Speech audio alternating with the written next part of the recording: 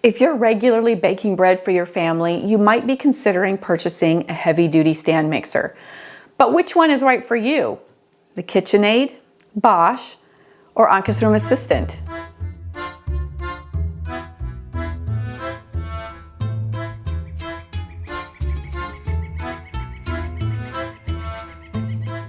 Welcome to Chocolate Box Cottage, the symbolic sweet spot between old-fashioned values like thrift and DIY and modern conveniences like an electric mixer or a sewing machine that make life easier. Today we're talking mixers, heavy-duty stand mixers. Making homemade bread for your family is real work, and a heavy-duty mixer can lighten the load of mixing and kneading heavy doughs. Today we're going to discuss the top 3 contenders for the home kitchen: the KitchenAid Artisan stand mixer, the Bosch Universal, and the Ankarsrum Assistent. Now each one has its strengths and its quirks, so I'll share not only the specs with you, but also the things that I've learned from day-to-day use over the years in my kitchen to help you arrive at the best decision for your home and for your budget. All this information and more is available on my website at chocolateboxcottage.tv, and I'll place the link for that in the description box below the video. Before we begin, I want to point out that yes, you can make homemade bread without a mixer. In fact, both of my grandmothers were farm wives in North Dakota who baked all the bread for their families by hand. My German grandmother baked 8 to 10 loaves a week in an enamel wash basin that size for her family and for the farm hands. And my Norwegian grandmother used a bread pail like this one. And I'll share a little bit more details about the bread pail at the end of the video if you're curious.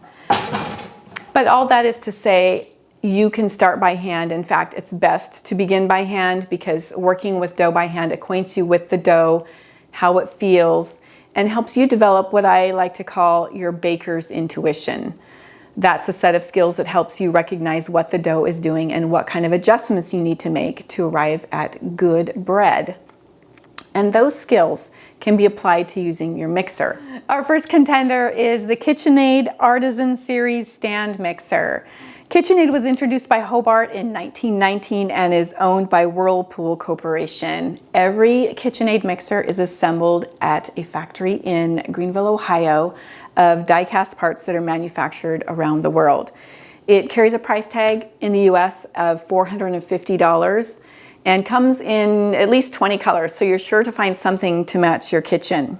It comes with a flat beater, a dough hook, and both of these would be enamel coated, as well as a whisk. The bowl is 5.5 quarts and will hold about 9 cups or a dozen egg whites.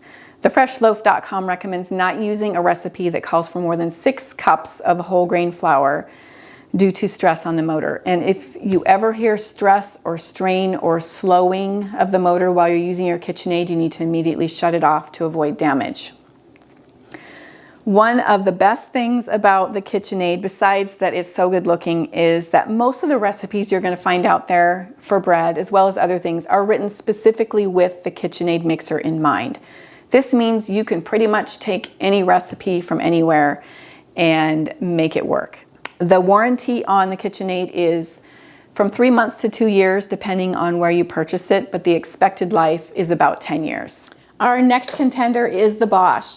Bosch was introduced in Germany in 1952 and is now made in Slovenia, which is a small country in southeastern Europe, south of Austria. It carries a price tag in the US of $450 and is available in 2 colors, white or black. It comes with a 6.5 quart bowl, which has a really nice slick finish, which makes it easy to wash, dough hook and scraper, a set of balloon whisks, and a spatula. The lid is a 2-part lid, which makes it easy to add ingredients. Has a 325 watt belt-driven motor located in the base, for stability includes suction cups on the bottom. Because this is the lightest of the 3 mixers here, the suction cups help the mixer stay stable when it has a heavy load of bread. Now, the Directions that come with the Bosch state that it can hold up to 18 cups of flour. I've not found that to be the case. I have found that anything more than about 14 to 15, the dough starts to climb up the center column of the bowl and is a mess to clean. So I wouldn't push it that far. The basic procedure for making bread is to dissolve the yeast in the water first in the bottom of the bowl, then add half the flour and mix it. Then add your remaining flour gradually until the dough starts to clean the sides of the bowl, then allow it to rest. After the rest, set the timer for about 5 to 8 minutes to knead. You can make easily up to 5 loaves of bread with the Bosch mixer.